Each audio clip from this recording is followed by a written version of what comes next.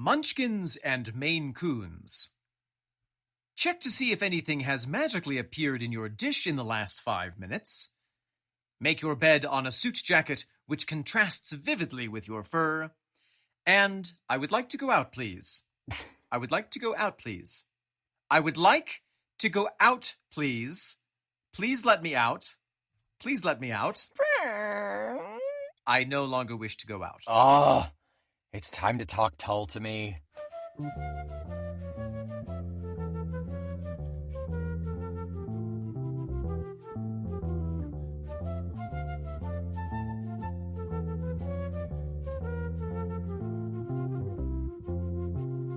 Welcome back. I am Omen Sade. And I am Nick McGill. Together we are Feckless Momes. And this is Talk Tull to Me. A sunny nap on the windowsill of Prog Rock, in which Nice Kitty Nick and Ocelot Omen will hunt down, play with, and eventually leave disemboweled in your shoe every single track that pedigreed rock band Jethro Tull has ever produced. We will give Martin Balinese Bar tender scritches under his precious chin. We will tie a special feather onto a stick for the amusement of Pixie Bob Peter John Batiste.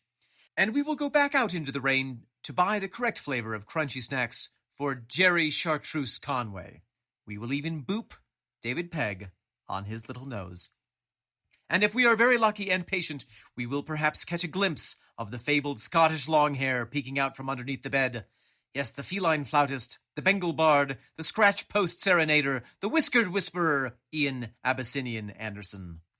You know, Ian Anderson used to be a feral Longhair, but now he's a domestic Shorthair. I don't know. He's still got the heart of a feral Longhair in there. Yes, yeah. of a pygmy lion tiger. Really wizened old big cat, yeah. Meow meow, Omen. Meow meow indeed. Nick, welcome to a very special Talk Tull to Me because we have the pleasure of getting into the bonus tracks.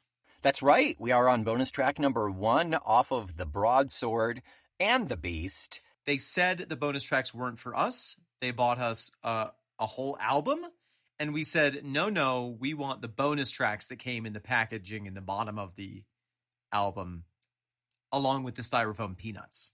I'm just going to sit in this box of bonus tracks. I don't care that you paid $30 for that toy. I'm sitting in this box. Yeah, exactly. Excited. Well, before anything else, shall we just jump right into it? Let's do it. I think we've hemmed and hawed enough already. Let's listen to the first bonus track off of Broadsword and the Beast, which is, Omen? JACKALYNN. I will twimst my ears round to be able to hear better. Here we go. I put my whiskers on both sides of the mic.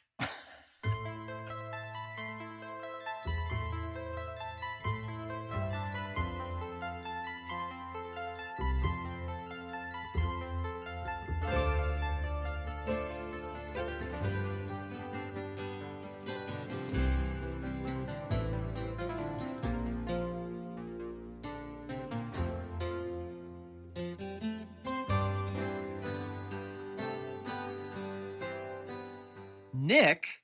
Omen. That is JACKALYNN. Do you recall the first time you heard this song? Because I was there. I played it for you, and I have a vivid memory of this song. What an unusual situation. I know. And it was an unusual situation. Because of all that soft goat cheese that we were sitting in. That was the normal part. We just that don't was listen the least to, unusual part. We don't listen to Tull when we sit in the goat cheese. That's the weird part. I don't remember the first time that I heard this song. I remember hearing this song, and I remember having a fondness for this song. But tell me more. I'm intrigued. Tell me this story of my own life. You had come up to visit me. You were in the city, I believe, and I was in Connecticut. The city of New York? The city of New York. I was working at Consumer Reports. Mm-hmm. And I picked you up at the train station, and we were in crazy heavy traffic on the Sawmill Parkway just to get home. Yep. I played this album, and I remember specifically playing this song for you, being like, I can't believe you've heard this And I didn't tell you about the twist in the middle, like the electric turn, but I know I watched raptly with excitement, no doubt, to see your reaction. I think that was also the time where you actually got out of the car to pee in the weeds, and you were able to do so because the traffic was so bad. That sounds like me. Yeah, but that was, God, not 10 years. Well, maybe 10 years ago. I don't know. It's been a while. Well, and what was my reaction to it? You seemed to enjoy it percussively. Oh, good. Well, I don't know if I still percuss upon it, but we will see. Okay, right. I freaking love this song, if I'm honest. It's so good. It's so good.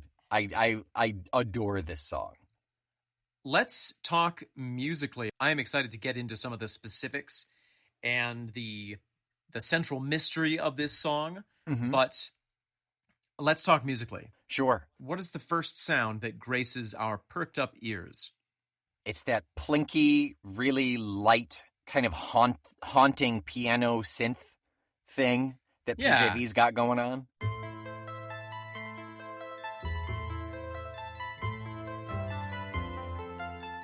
Yeah, almost like you left a piano and a marimba in a dark room with a lot of romantic lighting, and that's the setting that was caused. Yeah, you hear that and giggling coming out of the room.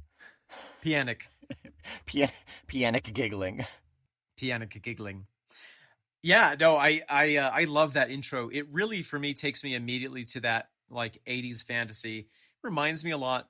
I'm finding that there are a lot of things that this song makes me think of. This opening makes me think of The Labyrinth. Oh, okay, yeah. The great David Bowie film.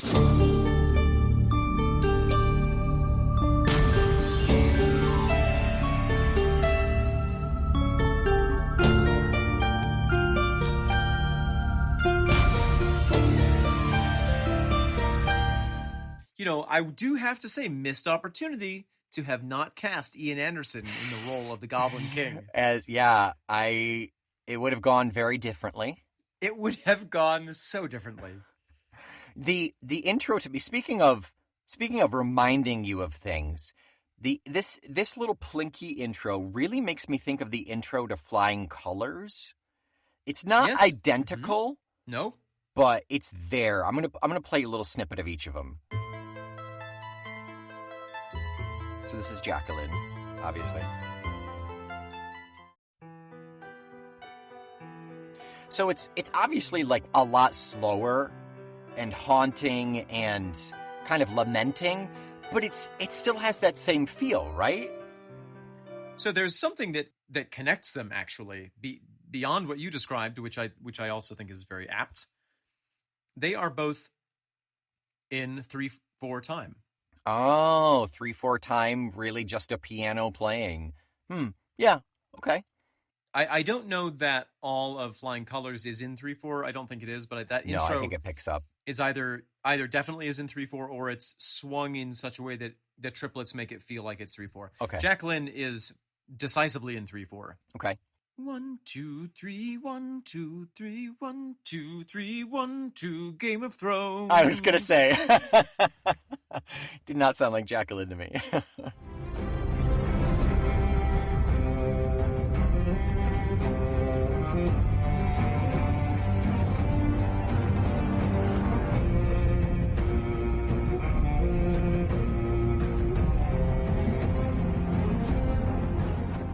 One of the things that my mind does, of the many things that my mind does, one of the things is to put together JACKALYNN and Jack Frost and the Hooded Crow. Ooh, I like it. So often when I think of JACKALYNN and the Hooded Crow. Yes. Yeah, I'm not going to do it. Please don't. Someone will. Someone will. It's too late. Yeah. It's done. Someone did it already. JACKALYNN and the Hooded Crow. So we've talked about the synth intro to this song. We also have the acoustic guitar coming in just such gorgeous shades of loveliness. Boy, did I miss the acoustic.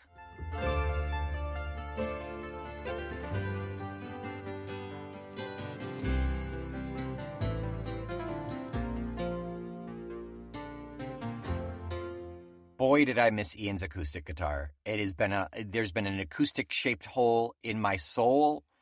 Oh my. And when's the last time we heard acoustic? I mean, we haven't really heard it on this album. I'm sure it's in there at least once, but I can't think. I'm going to look at the list right now. It hasn't been as prevalent with Broadsword and the Beast. No. And I think that the whole tone of Broadsword and the Beast has tended more toward that. I mean, we're sort of passing through the synth fields. We're tripping through the synth fields of poppies. Tripping the synth fantastic. Yeah, we are. And we're making our way toward the heavy rock era. Mm-hmm. So already some of that is already starting to, filter in. And so we haven't had one of these really sweet, delicate sounds in a little while. Just the acoustic guitar is nice. It really is. And everything, despite it being fairly synth prominent, synth forward, everything in this first half just sweeps and builds and works so well together. And there's not much. So there's acoustic, stand-up bass, and synth going on for that first, 2/3. It could be that there's a little percussion, but it's very, very light if it is there. Yeah, right. Of course, we have Peter John Batiste, who is very malleable with the different types of keyboards that he's playing. I think there are more than one being featured at the same time. Yes. I think, Nick, I was just listening to our episode on Broadsword, the actual song Broadsword, and you were sort of remarking that it's a simpler sound in a way, even though we have these kind of details and layers, the musical composition isn't as complex as we've heard. Mm-hmm. This song brings back more of that complexity. I think that's one of the reasons why Jay Mancillo has been such a vocal proponent of the bonus tracks off of this album, and everything else has been kind of lackluster, because it's the facade of Jethro Tull and that faux mythic medieval, but it's not, it's missing something, but we get that back when we get into these bonus tracks. It's our tax cheap day return. Tax day return? It's our tax day return. It's our, what do you call that? The cheap, I know you're not referencing cheap day return, but it sounded like you were trying to reference cheap day return. Tax return. Return. Yeah. It's our tax day return. Hopefully not, no. So all of that leads up really nicely for about 2.5 minutes, and then we get into this little bridge. Oh, yes. It's a really nice misdirection. It makes you think it's going to continue with this suite. Yes. And it's going to continue with this flowing, nice, soft, appreciative sound. And we do bring in the electric guitar there. That's where, is that in the bridge, or that's not until the break, right? No, it comes in.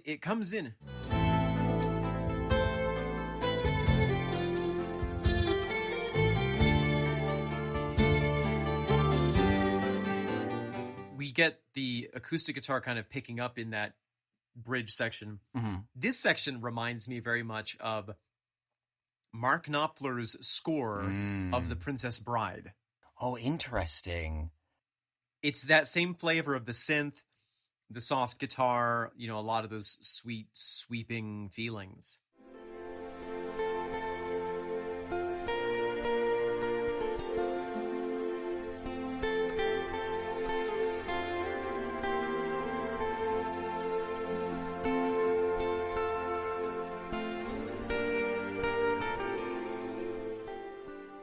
Yeah, I'll have to find that. I've never watched it listening for the music, and I've only ever seen it once or twice. So I'll find that. But then after that, at that pretty much on the nose 3 minutes, Martin steps out of the shadows, just a single spotlight blazing down on him as he shreds faces in the first 5 rows. Magpies that shriek on boots that leak. PJV ups the synths. They go ham. Jerry's drums really come out. Peggy's bass comes up too. I think he swaps over to an electric bass to really become prominent and work with the rest of the instruments going as well. It's an amazing shift, and I love that you called it a misdirection, because that totally is what it is. The song lulls you into this false sense of, just wanting to drift away. It's almost like it is, it does kind of remind me of some of that really acoustic stuff from the Aqualung album where it's just like, oh yes, diddle my strings, like please, and that, you know, that's the whole song, but it shocks you. Yeah, it brings this feeling of like being woken up almost. You know, in some forms of Zen meditation, in the very formal settings, when you go to the Zendo, you know, there's all the different parts of ritual. To start the whole thing out, they bang on a big piece of wood, and then there's bells and incense and all that. But one feature that I find really fascinating is that during the long meditation sittings, there is one monk whose special job is to take a stick and go around and whack people on the back with it. And the whole idea behind that is that it's easy to sort of get sleepy in your meditation. Sure. And the whole point of meditation is to be fully awake to the reality of existence. Yeah. The ultimate level of presence. Exactly. And so the one time I experienced that, I found it I was like hitting people with sticks. I don't know, but they don't do it that hard. And they do it in a special way that, you know, isn't going to injure you. But I find it really useful. And whenever I'm meditating and something happens in the environment, I'm like, oh yes, I am awake. Yes, I am present in this moment. And I feel like this has that function within this song. You kind of get lulled into this sense of like flowy sentimentality. And then boom, you're like, oh yes, the reality of these feelings right now.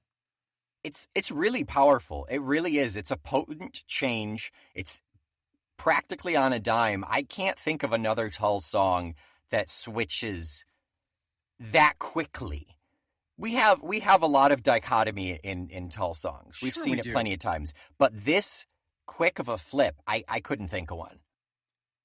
You know, it's almost something that is more present in classical music. And that's something that I wanted to point out about this song, is that we, compared to something like Broadsword, this has a lot more composition within it. Sure. The way that the synth and the guitar and the bass all kind of play these lines of counterpoint melody all in this beautiful 3/4 time, really kind of weave this gorgeous, well-composed thing. Yeah. It works really well, and it's a nice return to sound based on what we've been hearing the last 10 tracks? And I quite like the last 10 tracks. I love the Broadsword proper sound. I don't feel a lack of something there for me. But I do love this. I do love this song. It's so cool. Yeah. There's some interesting rhythm stuff going on as well, especially in that later half. Okay. You know, I was reading this somewhere, and I don't recall where, unfortunately, but somebody was pointing out that at a time when a lot of rock bands were either trying to imitate the American style or the like successful British style, like Led Zeppelin or something like that. You're talking about like right now, like in the 80s, in the early 80s? Okay.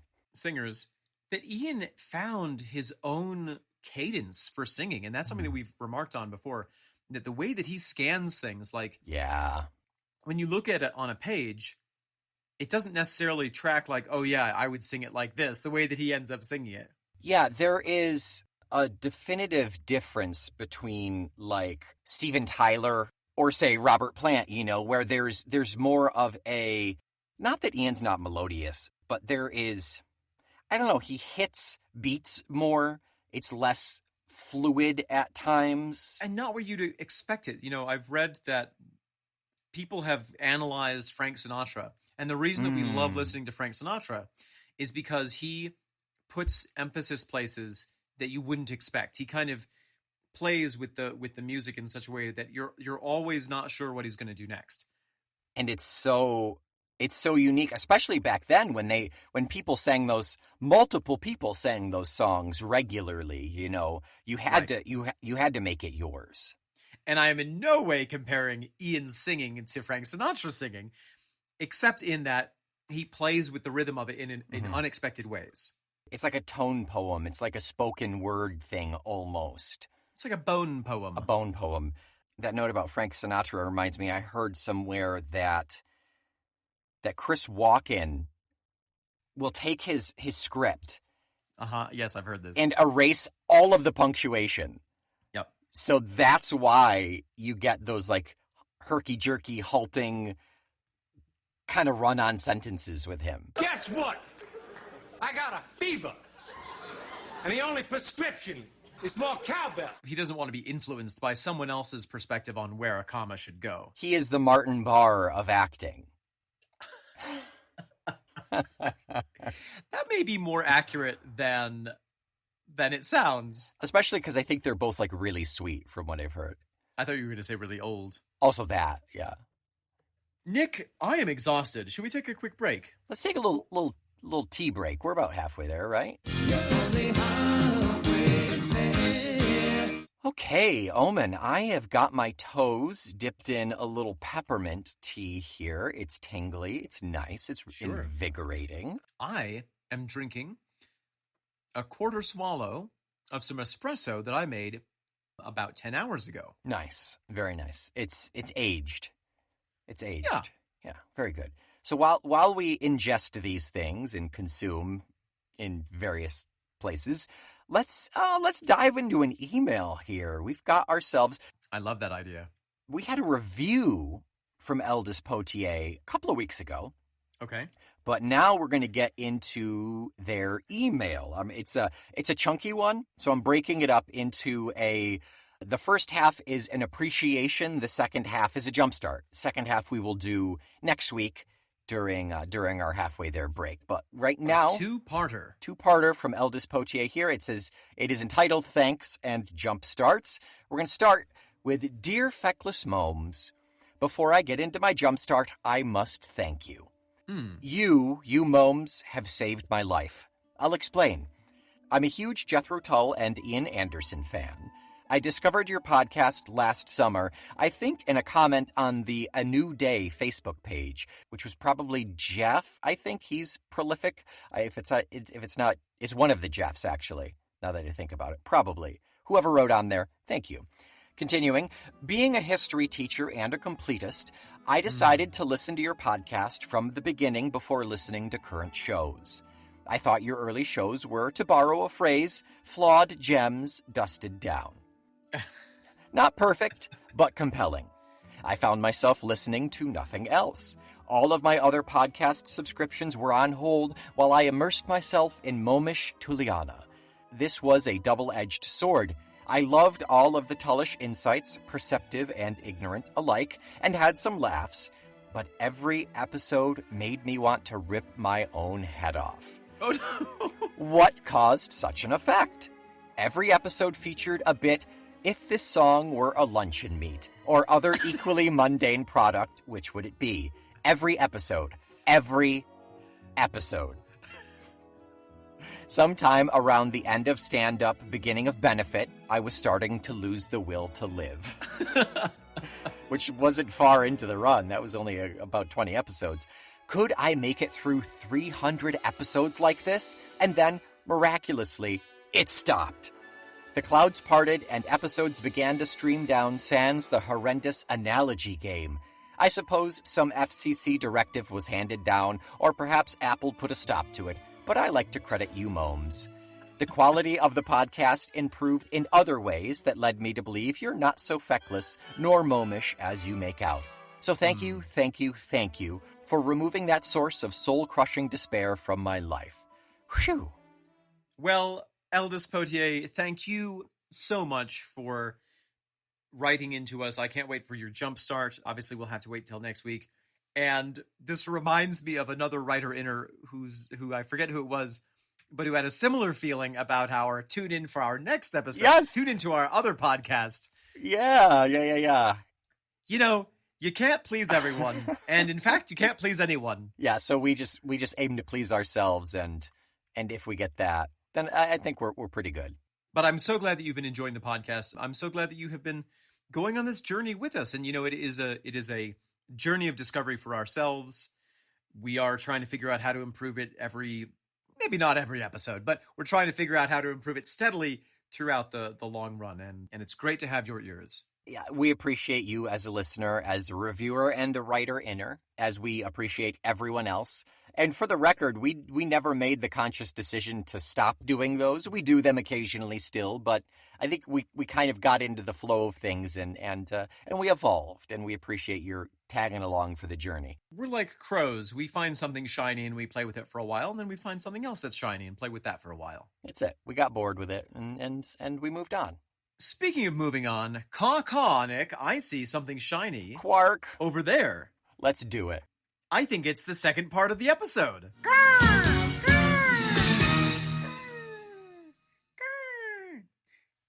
these crows.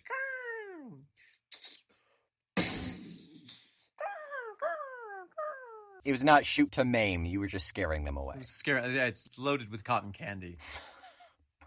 Delicious and horrifying. Terrifying and tasty. Nick, welcome to the second part of our podcast. This is the part where we'd like to talk about the lyrics and even possibly the meaning of the song. So I'm assuming by the feline-laden intro that you are leaning heavily into the cat aspect of this. Well, here's the thing. When it comes to the music of Ian Anderson, one can never truly be sure.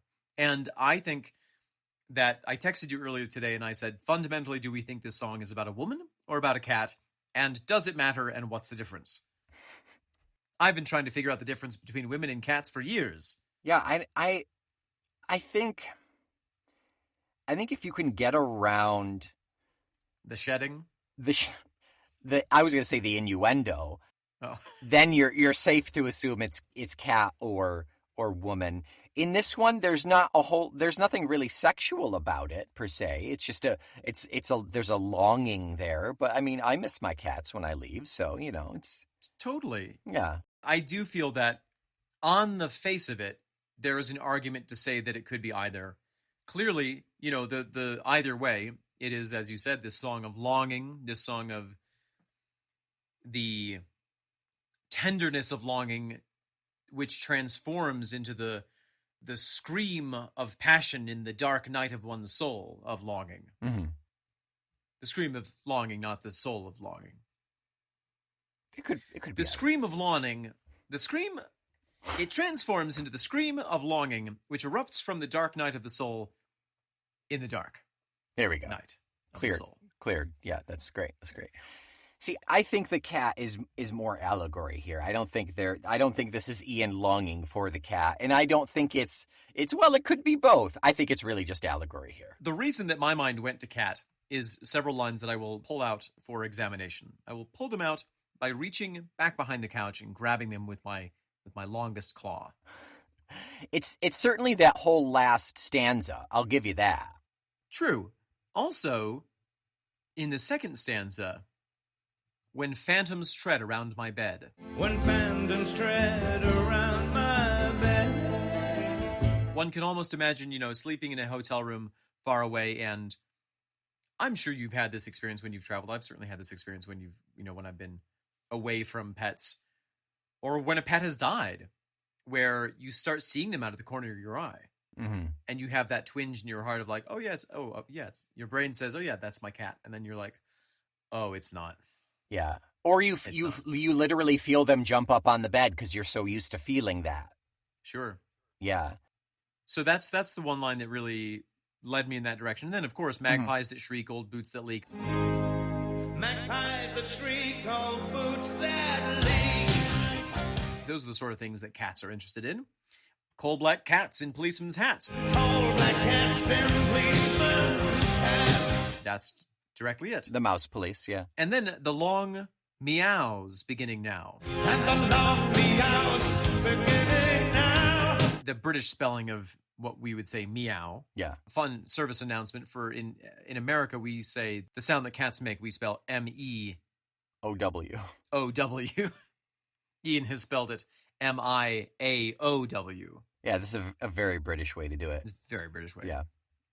See, I think that it is. I think it could be the same thing. You're so used to seeing your loved one walk to bed, walk around the bed that you see her. The magpies shriek, old boots that leak. Even less than good things remind me of her. The annoying bird out the window, or my boot that's leaky. Oh, but I remember when she bought me those boots and I've had them that long. Or Yes. she always picks on me when I end up with a wet sock. You know. Yes, those all a little bit read to me as symptoms of homesickness. Yeah. And perhaps they read to me that way because I am experiencing symptoms of homesickness at the moment. I'm off in Santa Fe doing this opera away from my darling wife. And so I can relate to that, that sense of like the stupidest things. You see my bottle of vitamins and I'm like, oh, the one that I love always reminds me to take my vitamins. It's so mundane. That's exactly it. It's almost laughable, but Ian transforms it into this level of high poetry. Yeah. Before we get to the coup de grace, Mm-hmm. I want to make another comparison here. Okay. Are you familiar, Nick, and I know this is not a favorite artist of yours, but are you familiar with the 1966 album Blonde on Blonde by Mr. Bob Dylan? I know the name. I couldn't tell you anything off of it. I may have heard stuff off of it, but... One of my favorite Dylan albums. I listened to it a lot when I was young and traveling in Italy. And the song Visions of Johanna has a little bit of resonance for me with this song. It is the description of being haunted by a woman, the memory of a woman, and everything reminds you. Now, could that be about a cat? Is Johanna a cat? Is Johanna a cat? I think if we try hard enough, anything can be a cat. Right? Yeah. Yeah, see, I think that's more in line with what I'm feeling this song is about. I mean, just that we kind of skipped over that first verse, but cold plane, slow boat, warm train. All these things, an empty coffee cup skittering across the sidewalk, wafting on the breath of a breeze, a knothole. Those all remind me of JACKALYNN. Especially the knothole. Especially the knothole. Well, yes, and then, pushing a little further on. Plush hotels and pretty girls won't cheer the misty mood I'm in. Plush hotels and pretty girls won't cheer the misty mood I'm in. If we take a look at Visions of Johanna, one phrase that I always loved is the character Louise comes up several times, and in one verse he sings, Louise, she's all right, she's just near. She's delicate and seems like the mirror, but she makes it all too concise and too clear that Joanna's not here. Louise, she's all right, she's just near. She's delicate and seems like the mirror, but she just makes it all too concise and too clear that Johanna's not here. It's comparison, yeah.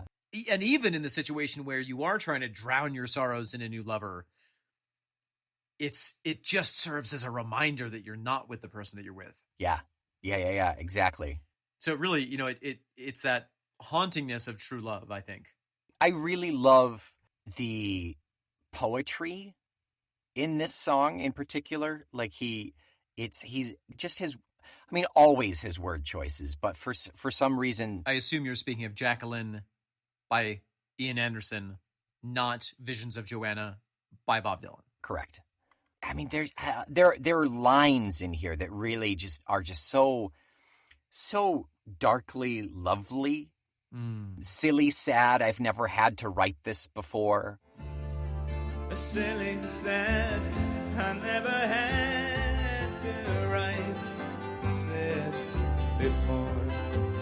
It's just so vulnerable to me and so sweet. Funny how long nights allow thoughts of JACKALYNN. Funny how long nights allow thoughts of JACKALYNN. Oh yeah, and really the last line, and the long meows beginning now, and I'm far, far from home, and JACKALYNN. And the long meows beginning now, and I'm far, far from home. JACKALYNN. The aching, the keening in his soul can be compared to a cat crying out in the night. Yeah. Just so, I just like this one. I like this one a lot. So, Nick, it's time to reveal the ace in my hole. Oh, gross. Let me disinfect it here. If you turn in your hymnals to page 148 of the volume Silent Singing, you will see, alongside the lyrics for JACKALYNN, a beautiful black and white picture, elegantly composed, where the background is some sort of a tropical plant flaring out, and then in true Fibonacci perfection, the shoulder, neck, and head of a beautiful woman is seen turning toward the lens of the camera. She has bangs, her hair is long, she's got some very fashionable sunglasses on, she looks just absolutely stunning. The caption reads, JACKALYNN, JACKALYNN Shona. Note the spelling difference, JACKALYNN, JACK-A-L-Y-N-N,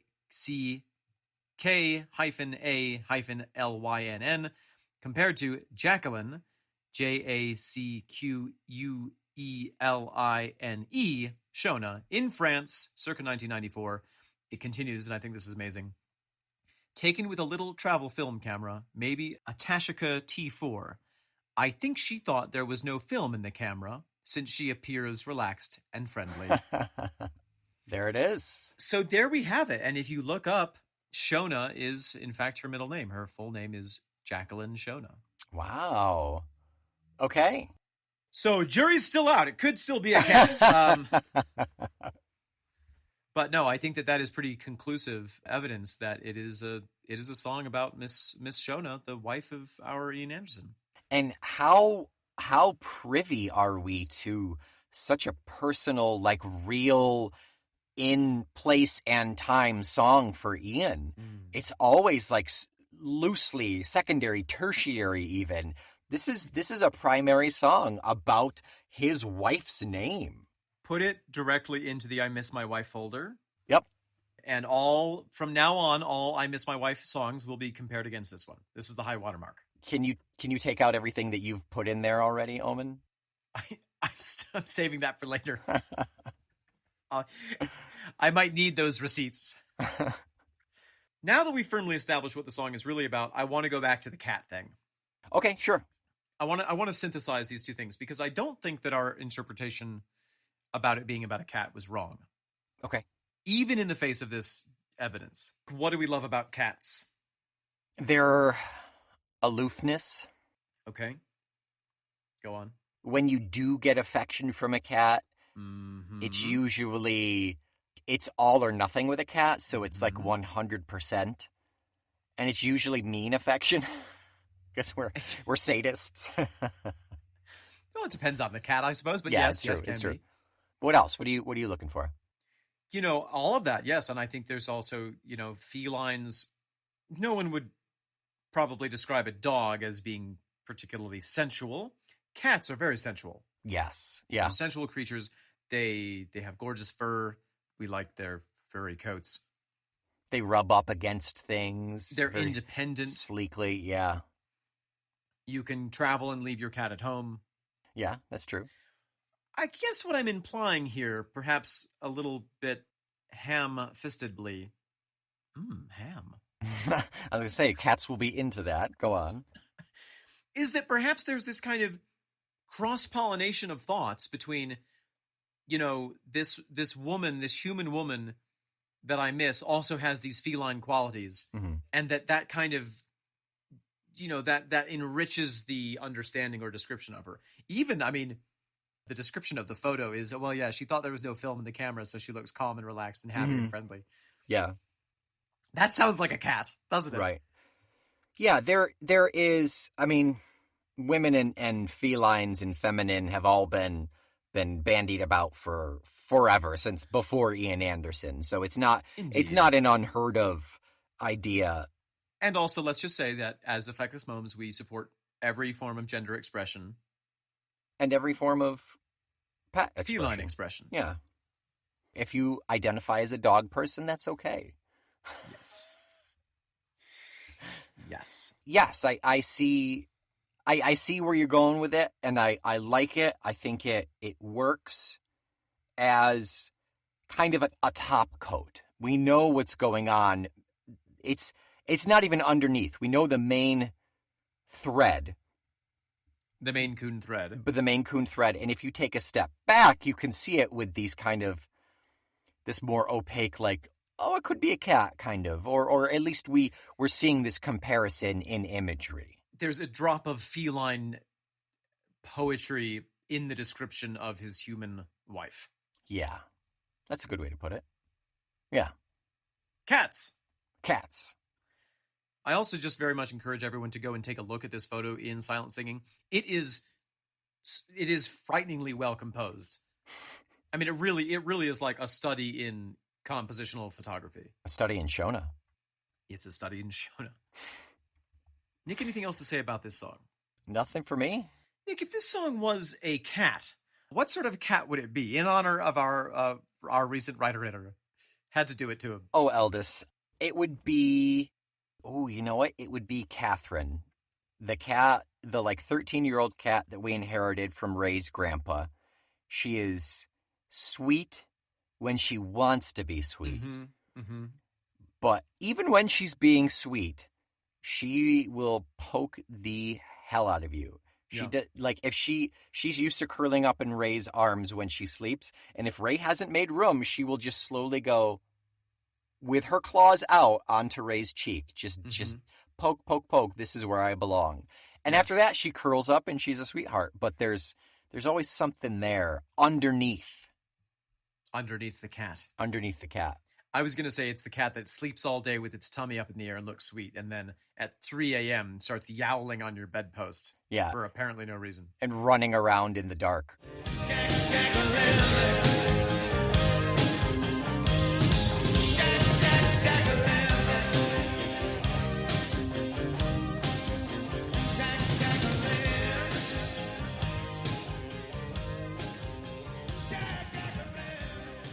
What song do we have the pleasure of stalking down, biting, taking the head off of, and bringing onto the front porch of our listeners proudly next week? Next week, we will examine the carcass of Mayhem Maybe. Oh, well, until next week, if your old boots leak, why not get some branded Talk Tull to Me socks that you can wear underneath those boots to keep your feet warm? I'm not sure we actually can get socks. You can get a lot on TeePublic. I'm not sure socks are an option. But just go to our TeePublic and check it out. But I do know what will cheer the misty mood that you and I are in, Omen. What's that? And that's a 5-star rating and review. That's true. If you are far, far from home and obsessed with thoughts of JACKALYNN, why not drown your thoughts in a subscription to our Patreon, where you can commune with other drifting souls in the world who love not only Jethro Tull, but all things Ian Anderson and adjacent. As well as getting access to 2 other podcasts each month. That's right. Consider it. Think about it. In the meantime, until next week, I am the Shrieking Magpie, Nick McGill. I am the Slow Boat, Omen Sade. We are the long meow ending now, the feckless momes. And this is a sad song to play, Talk Tull to Me.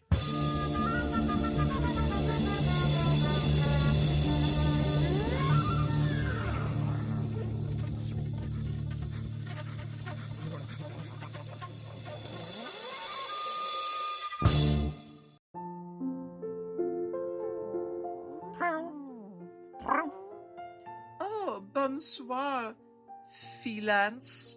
Hi, Tippy-Toe Mouse Slayer. How are you doing this evening?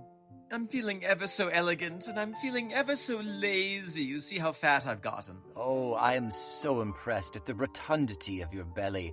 Yes. It must get rubs all day long. Oh, they won't stop rubbing it, and by they, you know I do mean the opposable thumb tall beings.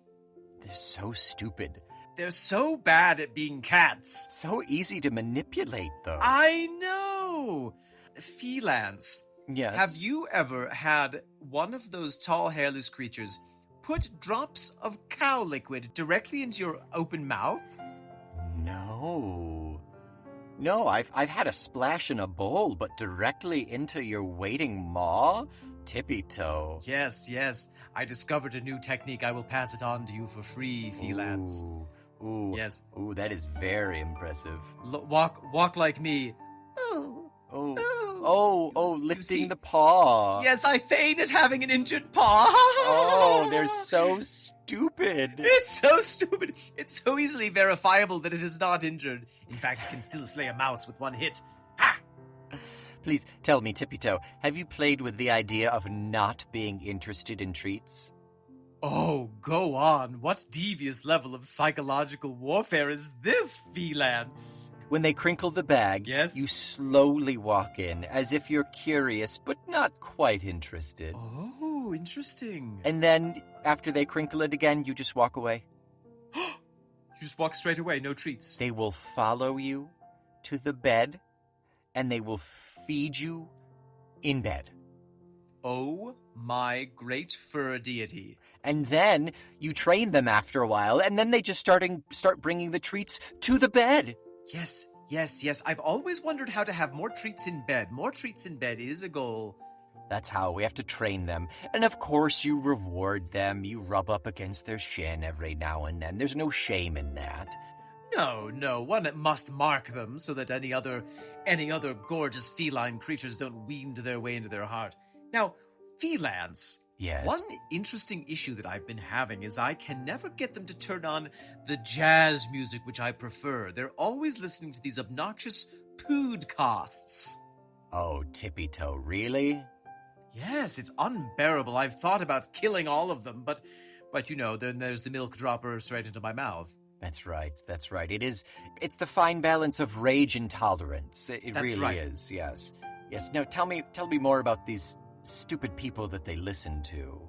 Well, every time that I'm trying to enjoy a little bit of Cole Porter or perhaps a sneaky vinyl of Rubinstein, I find that at the same time every week they take it off. They stop the gorgeous human sounds made with their silly flute bumbles, and I hear this horrible screeching coming into my very pointed ears, which sounds something like this. Welcome to me as a proud member of the Feckless Booms Audio Network. Oh, humans are so stupid. Yes, let us scream. Into the darkness.